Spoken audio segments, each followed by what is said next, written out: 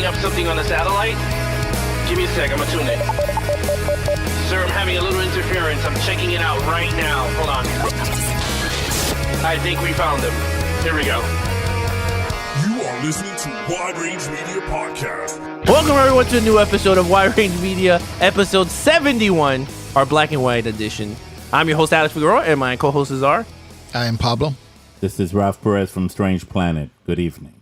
And Silvio from About Men Radio. All right, so this is our vintage episode, so let's get right into our announcements. This week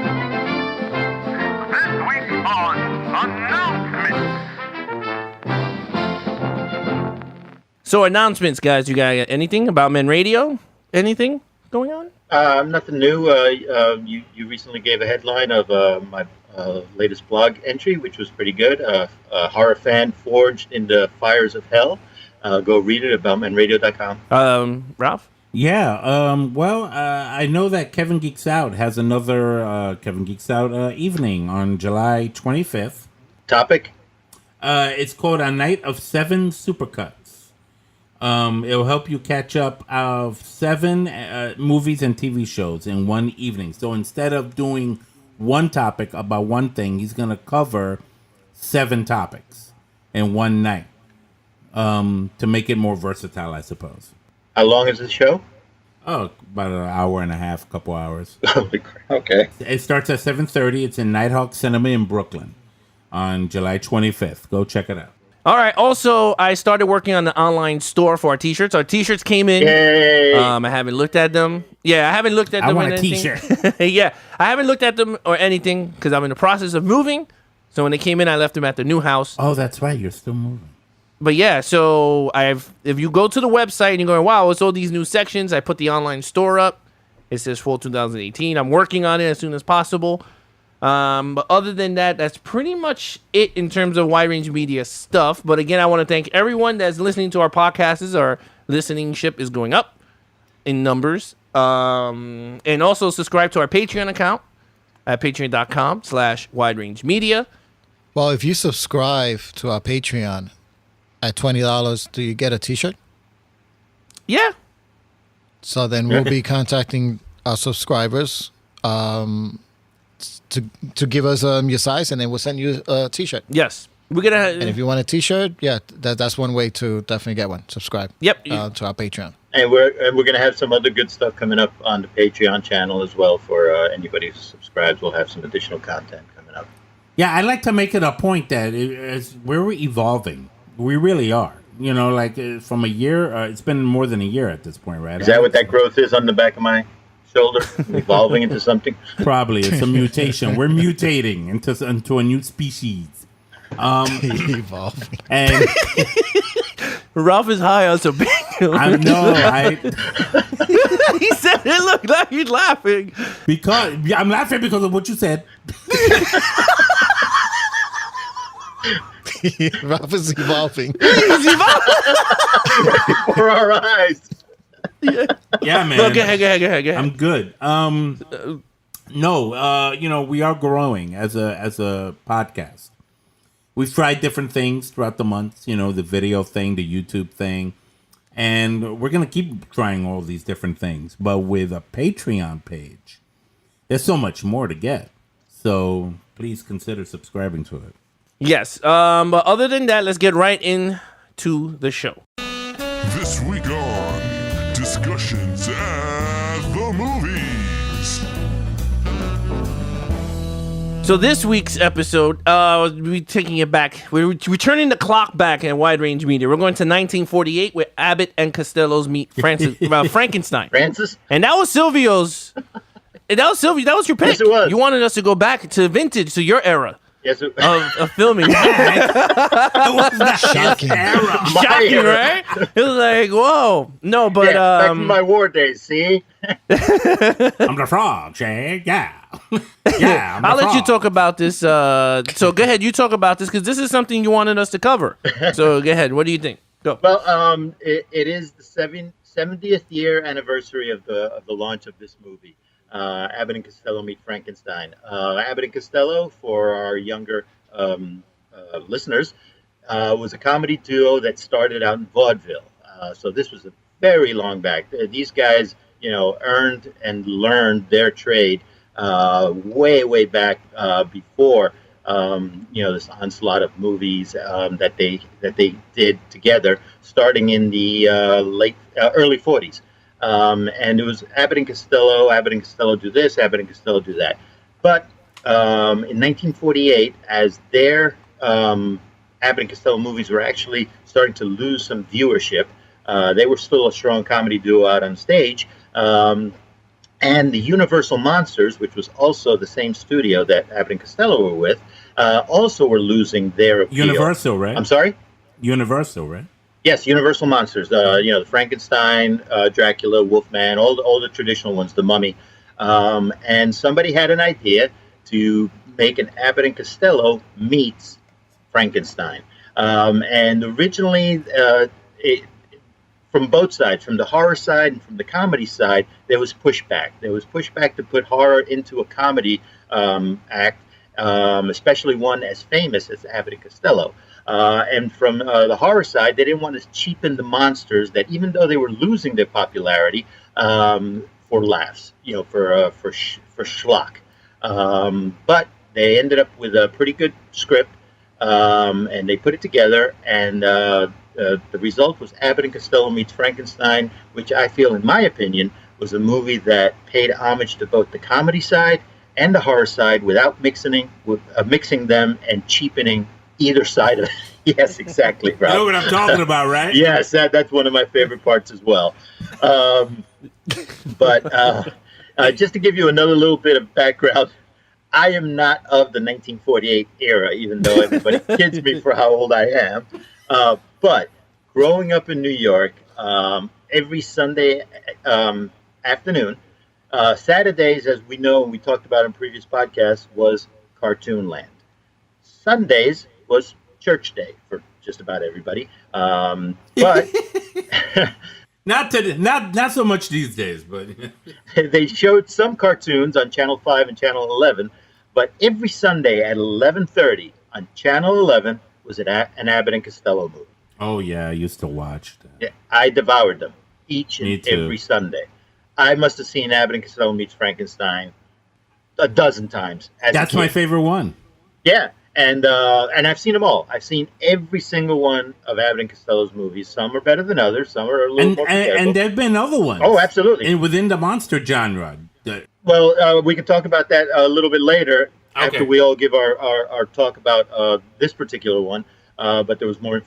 But because of that, I knew Abbott and Costello well. I did watch their TV show, the Abbott and Costello Hour, and also some of their bits. If you are somebody new who just kind of heard of Abbott and Costello, who might have heard Who's on First or a parody, do yourself a favor. Either pick up the movie The Naughty 90s from Abbott and Costello and watch the Who's on First bit there, or go to YouTube and try and watch the Who's on First bit, but the one from the Naughty 90s, which is their best one, because there are a couple of different ones that they did for the radio, and there's nobody who has the comedic timing that these guys have, and that's not just me saying it.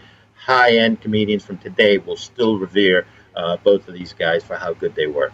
What is the fella's name on third base? What is the fella's name on second base? I'm not asking you who's on second. Who's on first? I don't know. Third base. Yeah, I mean, I remember, I think Jerry Seinfeld talked about how that was the first thing that absolutely, that skit, and a lot of people talking about Abbott and Costello. Certainly. In terms of that baseball skit. But in terms of this, Meet the Frankenstein, let's go around the table on what we thought when we first watched it. We all watched it this week, so it's fresh in our minds. Let's start with Pablo because he doesn't like black and white film movies. So let's go from there, and then we'll go around to the horror guy, and then me, and then Silvio at the end. All right. So go ahead, Pablo. What did you think when you first saw it? I also grew up watching Abbott and Costello.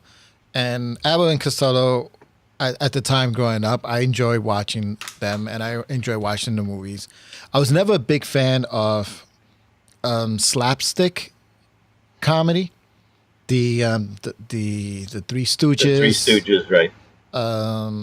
even Chaplin, maybe going back to Chaplin. Laurel and like Hardy. that kind of All the Marx Brothers. Laura and Hart. Yeah, those are the ones I was. Yeah, so the Marx, but yeah, so I was never a fan of that type of humor. But Abbott and Costello, I felt that stood apart, and there was just something about them that was funny. And as a kid, seeing that, you laugh. And so when I went and revisited this movie, I wanted to see if it held up. And there's some criterias. Obviously, a 1948 movie is not going to hold up in terms of effects, in terms of maybe just the way it's edited, taking out some of the fat, right? Because there was a scene in which they're getting ready to go to the ball, right? The party. And they're at the hotel, and they pretty much finished the scene, but the camera kept rolling. You see them kind of like checking themselves in the mirror. They're putting on their hat. They're opening the door. They're walking to the door, and then they're closing the door. And I'm like, movies today, all that would have been cut because we already know they're leaving. They're getting dressed and they're leaving. We didn't need that.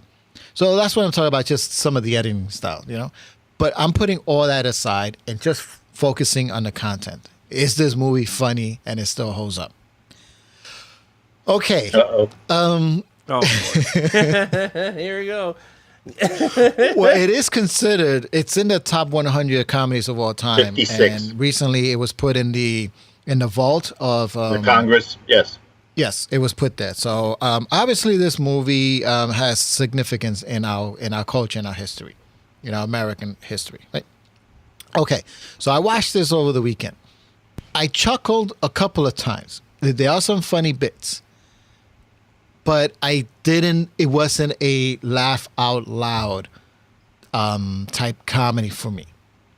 And I think, and I know that I'm in the minority here and you guys are going to hate me for this, but I think a lot of the humor and why we enjoy this movie is because of how we relate to it growing up.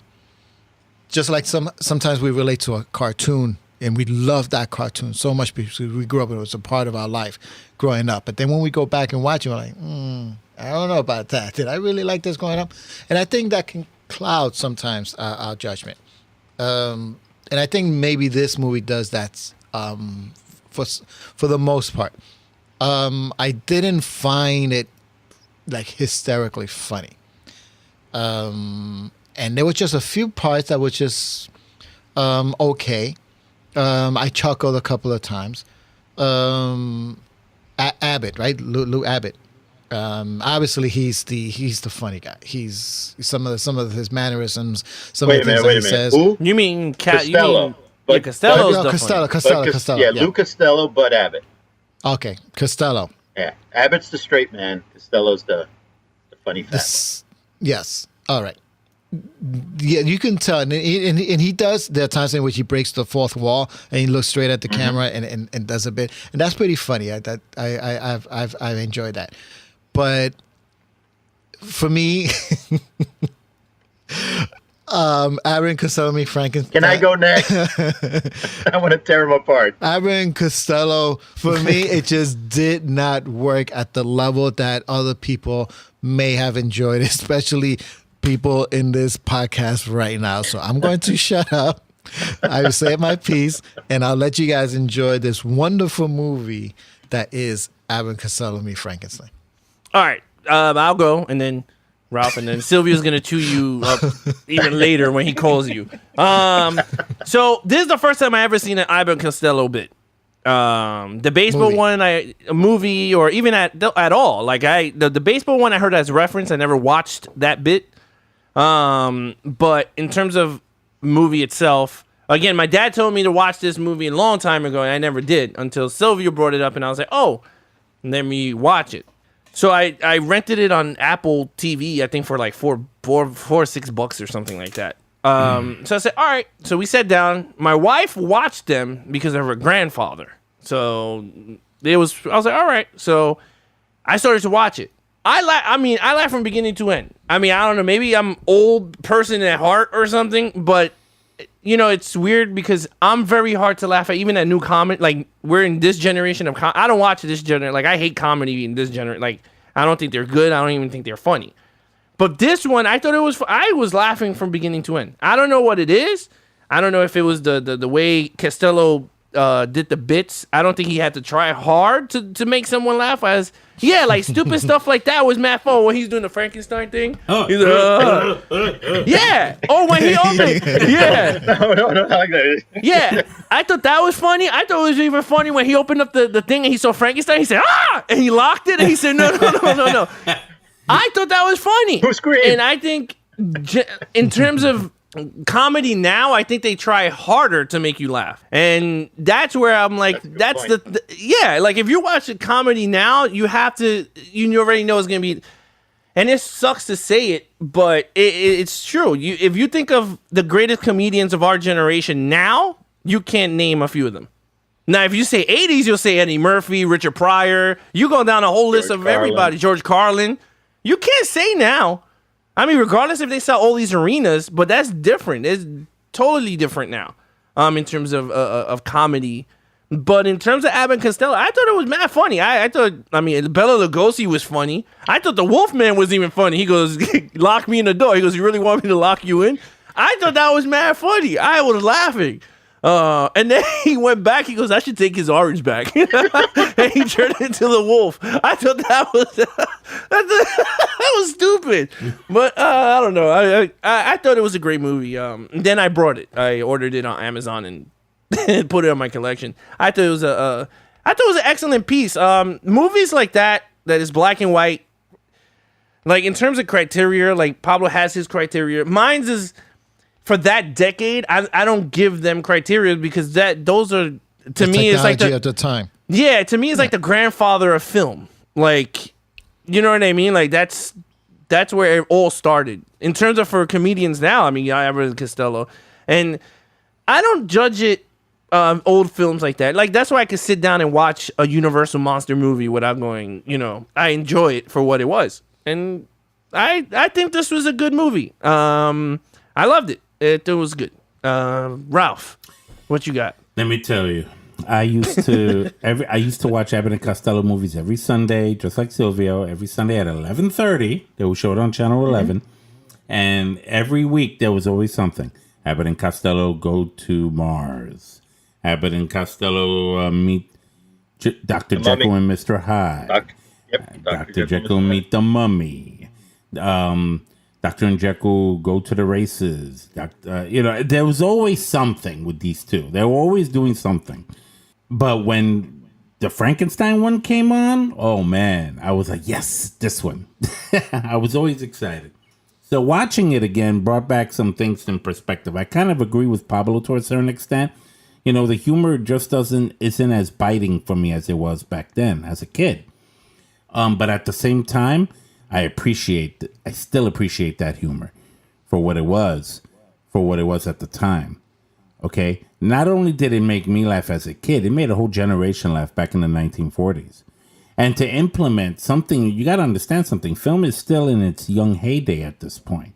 So you got two kinds of hybrids of genres of film. One is comedy, and a young version, and another young version called horror.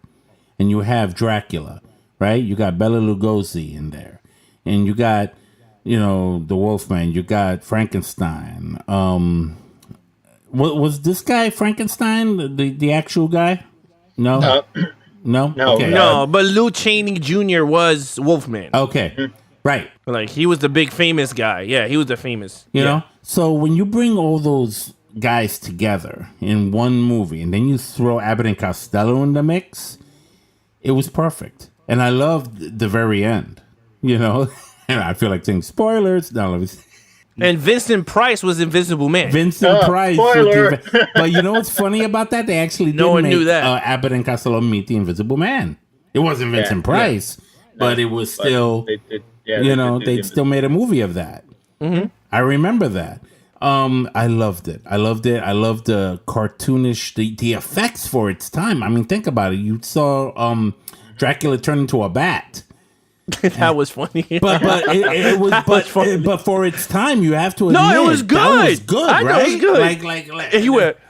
like that. I thought that was good. Ralph, if I interject, because I didn't talk about that, and I wanted to, and I forgot. But you're right. Like you look the transformation. You know, you look at it today, it's laughable, but we understand that the technology at the time, you know, it was what it was. So I don't mind that. But I will say this though, the makeup of Frankenstein today, that looks great. Yeah. That looks really, really good. That if they would make, let's say they reboot a Frankenstein movie and they want to keep it true to that style, that would still it would look scary. They can make a really scary, horrific, you know, like a terrified horror movie with that same style because he looked great. The Wolfman, no, but that didn't look good. Yeah, but I still like Bela Lugosi. Yeah, but no, you're right. No, but no, that's the point I'm trying to make, guys. I'm trying to make that I understand the technology of the time. I understand that. What I'm trying to say that of all of those special effects and the makeup and everything, the one that I think will hold up today is the way Frankenstein looked. Oh, because of course. that today would look scary, and they can make a movie with that style and still be scary. Absolutely. That's the point I'm trying I know what you're saying, but the problem is I'll let Ralph finish. But the one thing is that they will make it too modernized. Frankenstein. They will start throwing all this stuff that he never had in the original. And with they put Robert De Niro. which was terrible. God, that was terrible. It was terrible. But I'm saying if you make a Frankenstein movie now with that style of a Frankenstein look, it would be terrifying because that looked terrifying. He was great, and the way he moves, was terrifying. Was very that was good horror. That's what I'm trying to say. One of my favorite lines was when the Wolfman was trying to explain to Abbott and Costello what would happen when the moon would come out. In a few minutes, the moon would be out and going to turn into a wolf. And Costello was like, "You and 20 million other guys." I did laugh at that. And then he grabbed him like, "You don't understand." That was a good. That was funny. That's great. I'm telling you, man. You know, you have to appreciate that kind of comedy for what it was at the time. And you also have to think about a few. What movie? What year did it come out again? 1948. Okay, so this is right after the end of the Second World War. So people were in a happy state at that time period. You know, the worst war to date had just ended. People are enjoying life right now at this point. So, you know, we were dishing out everything from you know, good productivity in all aspects, and film was one of them. I love the film for what it was. It will always be a keeper for me. And, you know, that's all I got to say about that. What was the thing with the union? You got to pay me twice. He goes, but I told you you're for the union because I work for two unions. that was a good one. Freaking funny. That was funny. I always laugh at that bit. That was funny. Go ahead, Silvio. Now you can choose your brother a new one. Well, everybody made some good points. And, you know, I do take everybody's point of view, and I can understand from different angles. And again, none of us were alive in 1948 to view it as a 20-year-old watching Abbott and Costello. But appreciation for the time and for what it was. Mad props to a lot of that. From the comedy side, I kind of mentioned that these guys were not a new comedy team that was thrown in there and given a movie for the first time, and they hit it out of the park. They'd already been doing it. They've been doing this on stage for so long. Their comedic timing is incredible, and you know just how revered they are by so many of today's comedians. Just kind of exemplifies that they were so good that they made these comedians think, if I can do it half of what they did, I could be good. Is that? I'm sorry. I'm so sorry. It wasn't you. He scratched his back with the Lucille. What are you? My back. Are you going to scratch your tooth with that now? My back. They use that to extract it. They said, "Hold on." Yeah, oh. Nurse Negan here is going to extract the tooth today. My back was itching. I wasn't trying to distract anybody. Oh, you did a good job. You know this is audio only, right, Ralph? But go ahead, Silvio. I'm sorry. Go ahead. Your brother did it. See, you were messing up. So from the comedy side, the rapid quips that they were throwing at each other. One of the things I once read is that the funny guy, there could be tons of those, but one of the most important parts of a real good comedic team is the straight man. And Bud Abbott was the best straight man that could be to a fantastic Lou Costello. And so that team will never be replicated by anybody else. So what they were doing in these movies was very, very good. And Abbott and Costello meets Frankenstein was the peak of that, of them on film. The horror part of it. What I really enjoyed about the horror part is that it wasn't played for laughs. You didn't see Bela Lugosi doing some stupid, things, taking out of context the Dracula that he was. First of all, he wouldn't allow it because he was a very old-timey type actor who had perfected Dracula on stage. He was a stage actor who did Dracula. Then he did the Dracula one time for Universal, and then he was forgotten for quite a few years until they gave him a chance. He was 62 or 63, I believe, at this time. And this was a revival for him to bring Dracula back the way it originally was. And unfortunately, this didn't lead to a revival. After this, he went back to doing B-movies. He was doing movies with Ed Wood. I think he had a heroin problem or a cocaine problem as well. And actually, his life story is pretty sad after that. One thing, though, he was buried with his Dracula cape. But Well, anyway, that's cool. yeah. But Bela Lugosi in this, I mean, he had some cutesy comments, like when he was saying, "What we need now is young blood and brains," and because he's trying to get Bud Costello's brain to put into the monster. So he does deliver some comedic lines, but he never cheapens his character for it. And at the end, when he's fighting, spoiler, when he's fighting with the Wolfman, who has become a wolf and he's trying to kill Dracula, all of that, there is true horror tension there. Maybe it's not horror that would scare us today, but there was true horror tension at that moment. The score was not comedic at that point. Costello is in the middle of all this, about to be ripped apart either by the Wolfman or killed by the monster, or killed by Dracula, and they're all fighting. And even in the middle of all this, the monster picks up a woman and throws her out a friggin' window. I was going to mention that. That was great. I mean, it looked great. This was the horror part of it all, Which, by the way, he sprained his ankle in that scene. He broke his ankle on that scene. Oh, I read that he sprained it and they had to get somebody else to finish it. But is that him still throwing the woman out the window? Yes, that's him throwing the woman out the window. Because he looked like he tripped over a bit, right?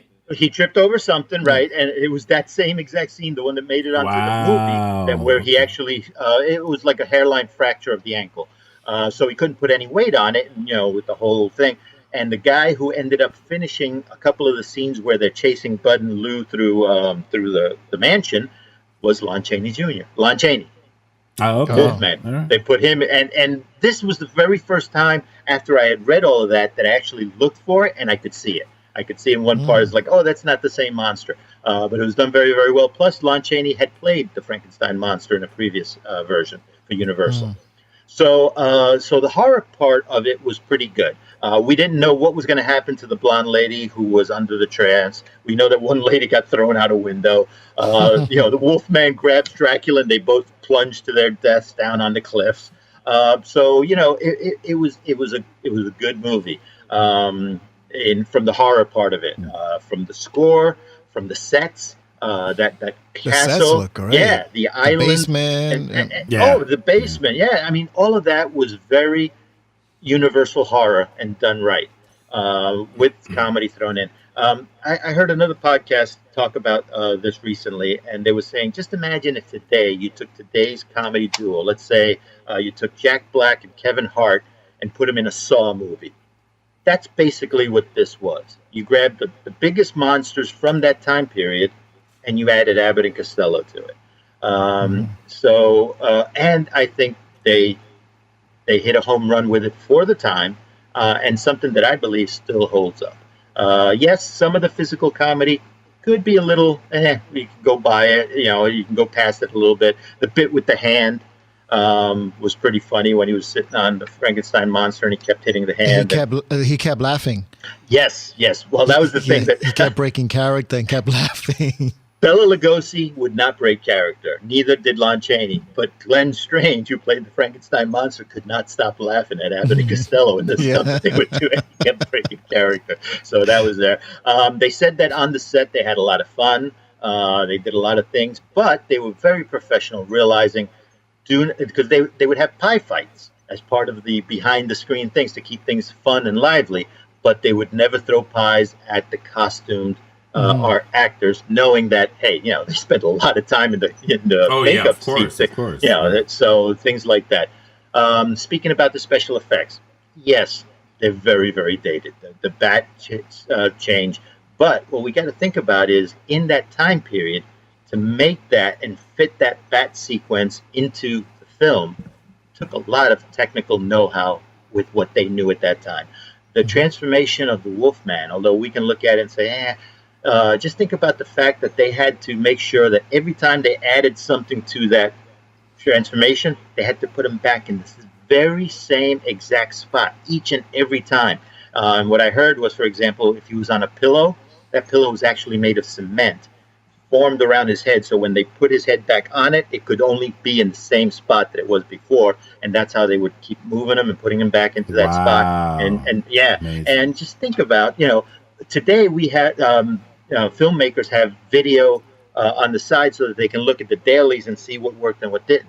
They didn't have any of that. They had to wait until it came back from the processor and hope that it came out right. Yeah. So to be able to put something together to show on the big screen and make a lot of money, because this movie made in not changed for financial inflation or anything, over $2.4 million for that time period. Okay. So it revived the Abbott and Costello series, pushed it further out, and continued it. If I can continue on my little soapbox about Abbott and Costello, originally, they wanted Boris Karloff to play the monster. Boris Karloff said no, because at that point, all it was a script, and it was Abbott and Costello meets Frankenstein. And he thought, just like Bela Lugosi and any of the monsters from the time who believed in the roles that they did, I don't want to cheapen it by having a comedic actor in it. But after the movie was made and Boris Karloff saw an advanced screening of it, he lent himself for the promotion of it. He showed up in posters for it saying, look, Abbott and Costello meet Frankenstein. And he wasn't in it, but he was later in two other Abbott and Costello movies, Abbott and Costello Meets the Killer and Abbott and Costello Meet Dr. Jekyll and Mr. Hyde. And that's right, Dr. Killer. So that's just a little fun. I'm sorry, this brings back memories. Oh, yeah. Great movie, too. The one Meets the Killer is very, very good. I always thought the cool part also is when they zoomed into Dracula's eyes. Mm-hmm. That was very horror, like with the little bats. Yeah. I mean, I had all those stuff in front of me. Even when that was funny. That was funny, and when they were running down the stairs and they switched the boards, he was like, they were right there. And then you see Dracula take the coffin and put it on the stand and then roundabout. And they did something very similar to that in Young Frankenstein with the put the candle back scene. Yeah. Or Indiana Jones. Well, yeah, that exactly. Too. That castle in that castle in Young Frankenstein reminded me of the castle that they were in. Yeah, from the door entrance all the way walking in. I was like, that looked like the same set of Young Frankenstein. Right. Yeah. No, the set looked great. The set looked great. When I saw the basement and they started walking down the stairs, that was the original Frankenstein basement from the movie. It might be. Yeah. Might be. Yeah, it might be. Yeah, that looked great. Like, it's alive! It's alive! But other than that, I like the retro stuff. I would like to do this again, going back in time, doing another old movie. We'll go around the table to close it. So let's start off with Strange Planet NYC. That's right. YouTube. NY Sleep. Just go to youtube.com and then type in Strange Planet NYC on the search engine. You'll find my channel there. I just posted my reviews of Jurassic World, Fallen Kingdom, and Ant-Man and the Wasp. Go check it out. What did you think of it? Which one? Quick, just a little quick. No spoilers. Jurassic Park. Jurassic World, Fallen Kingdom. It was to me just another Jurassic World movie with dinosaurs, and I love dinosaurs. Wasn't the best one, wasn't the worst one. It didn't suck as far as I was concerned. It was just a movie to enjoy. No deep meaning of life stuff. Popcorn entertainment. I enjoyed my dinosaurs. I love my dinosaurs. And it had its message, both in the beginning and at the end of the film, and I liked it for that. So that's it. All right. How about Ant-Man and Wasp? Yeah. I loved it so much. It was such a fun movie, very light. Considering what we saw in Infinity Wars a couple of months back, it kind of made things a little lighter. However, definitely watch the post-credit scene. Can I just say something really, really, really quickly? Sure. Not even 1 minute. Yeah. A movie that I suggest everyone go see is Won't You Be My Neighbor?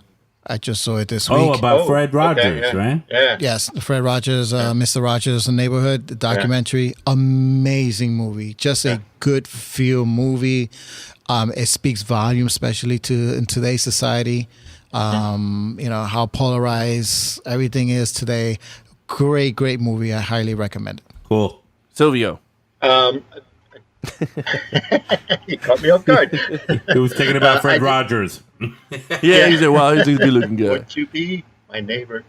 I just want to add that recently I just rewatched Jurassic Park, the original, and what Ralph was just saying about dinosaurs. Yeah, I love my dinosaurs. The one thing I said back in 1993, 94? Three. Yeah, and I was watching it. I didn't come out saying, wow, that was a great special effect of a dinosaur. I was like, wow, how did they bring to life a dinosaur? Because that's what it was at the time. And looking back on it now, it still holds up. They really did. Yeah, Jurassic Park really holds up. So it pains me when I see some of the sequels that didn't let it, hold up, and continue that greatness of it. Right. But anyway. Go out and rewatch the original Jurassic Park. If you can buy it on Blu-ray and watch it on, the biggest screen you have at home, do that and enjoy it. Loud music, John Williams, great score. Probably the second best thing he ever did to Star Wars. Yeah, and if you want some more information about the Jurassic Park soundtrack and all of that stuff, go listen to the Soundtrack Show, a podcast that I highly recommend. The Jurassic Park part of it is really, really good, the way he breaks that down, and you just hear the magic of John Williams, which we all love, and we'll be very sad when he goes, being that he is up there in age now. Anyway, go visit aboutmenradio.com and read some of my blogs, especially how a horror fan was born. Both mine, forged in the fires of hell, and when I talk about when my brother was born as a horror fan, and that we snuck him in to see Dawn of the Dead at the tender age of 10. I remember that story. And yes, and really scarred him for life and made him into the horror fan that he is. Yeah, look at him now, man. Yeah, absolutely. I'm a mess. You're welcome. Pablo, plug your recording. LASrecordings.com. If you like the production of this podcast, I do all the editing, all the EQ and balance of it. And if you like that, I actually got I'm doing some other podcasts. Not I'm doing podcasts. I was hired to edit. And record podcasts for other clients. Nice. So that's pretty cool. So if you like the production of it, check it out. Hit me up. Also on Twitter at PJ Rake. That's PJRAKE. And that's where I really do all my posting. Not that Facebook or Instagram stuff. Twitter. Twitter it is. One more thing I want to say. Thank you to our Patreon. In 1947, when... Hey now. Yeah, listen to me here. our frog, Patreon sponsor. the frog. No, I definitely want to thank our Patreon sponsor for continuing to support the show and for selecting a topic. If you too would like to hear us banter about a topic that we hadn't received until the day of recording and give you our honest opinion of it, please become a Patreon sponsor and select a topic, send it to us, and we'll talk about it as well. Yep, and also if you subscribe for $20, we'll give out our new T-shirts. I have to put up online also at widerangemediapodcast.com. You go to patreon.com/widerangemedia. That will be getting updated soon this week, and at the end of this weekend, I got to work on the tiers, but that will be updated soon. Website's being updated as we speak. Other than that, that's pretty much it. This is the show, episode 71. Catch you later.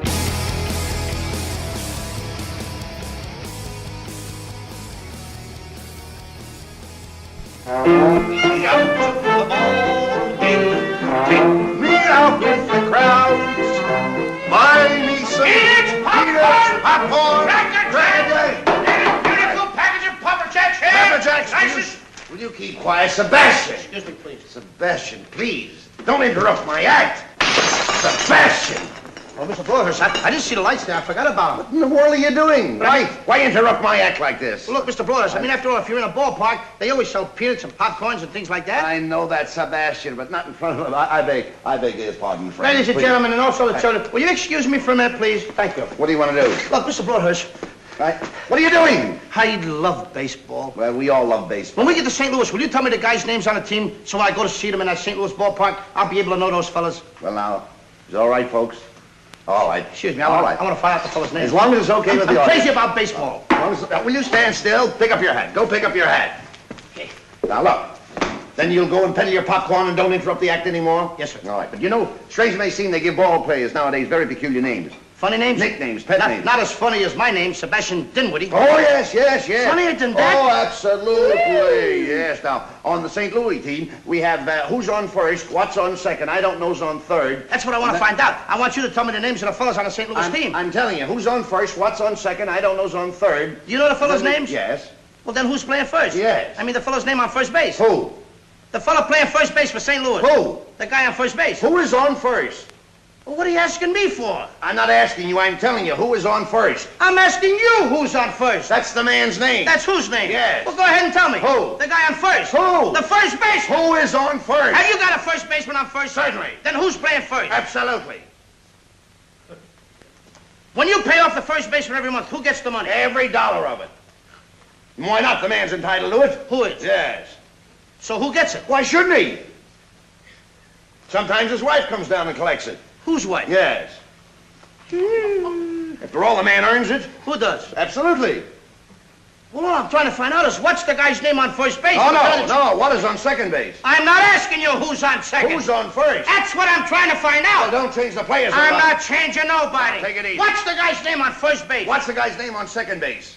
I'm not asking you who's on second. Who's on first? I don't know. He's on third. We're not talking about him. How did I get on third base? You mentioned his name. If I mention a third baseman's name, who did I say is playing third? No, who's playing first? Stay off of first, will Well, you? what do you want me to do? Now, what's the guy's name on third base? What's on second? I'm not asking you who's on second. Who's on first? I don't know. He's on third. There I go, back on third again. Well, I can't change their names. Will you please stay on third base, Mr. Broadhurst? Now, what is it you want to know? What is the fella's name on third base? What is the fella's name on second base? I'm not asking you who's on second. Who's on first? I don't know. Third base. You got an outfield? Oh, sure. St. Louis has got a good outfield? Absolutely. The left fielder's name? Why? I don't know. I just thought I'd ask you. Well, I just thought I'd tell you. Then tell me who's playing left field. Who is playing first? Stay out of the infield! Don't mention their names out here. I want to know what's the fella's name in left field. What is on second? I'm not asking you who's on second. Who is on first? I don't know. Third base. Oh, take it easy. Take it easy, man. And the left fielder's name? Why? Because. Oh, he's center field. He's center. Will you pick up your hat, please? Pick up your hat and Look. stop this. Oh, look, Mr. please. Broadhurst. Yes. Wait a minute. You got a pitcher on the team? Wouldn't this be a fine team without a pitcher? I don't know. Tell me the pitcher's name. Tomorrow. You don't want to tell me the date? I'm telling you, man. Then go ahead. Tomorrow. What time? What time what? What time tomorrow you're going to tell me who's pitching? Now listen. Who is not pitching? Who is I'll on? break your arm, you say. Who's on first? Why, come up here and ask. I want to know what's the pitcher's name. What's on second? I don't know. Third Third base. You got a catcher? Yes. The catcher's name. Today. Today. And tomorrow's pitching. Now you've got it. That's all. St. Louis has got a couple of days on the team. Well, That's I all. can't help that. All right. What do you want me to do? Got a catcher? Yes, I'm a good catcher, too, you know. I know that.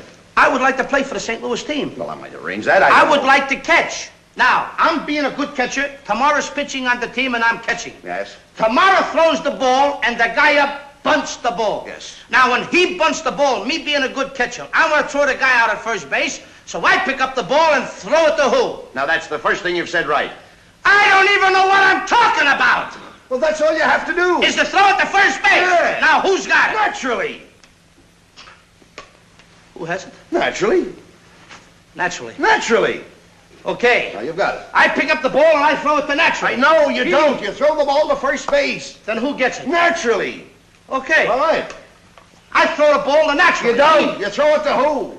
Naturally. Well, that's it. Say it that way. That's what I said. You did not. I said I throw the ball to naturally. You don't. You throw it to who? Naturally. Yes.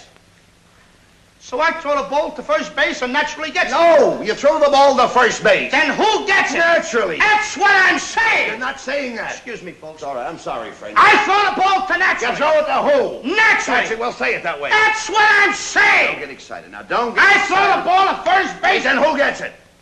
he better get That's it. it. All right, now don't get excited. Take it easy. Now I throw the ball to first base. Whoever it is drops the ball, so the guy runs to second. Who picks up the ball and throws it to what? What throws it to? I don't know. I don't know. Throws it back to tomorrow. A triple play. Yeah, it could be. Another guy gets up and it's a long fly ball to because. Why? I don't know. He's on third, and I don't care. What was that? I said, I don't care. Oh, that's a shortstop. Here it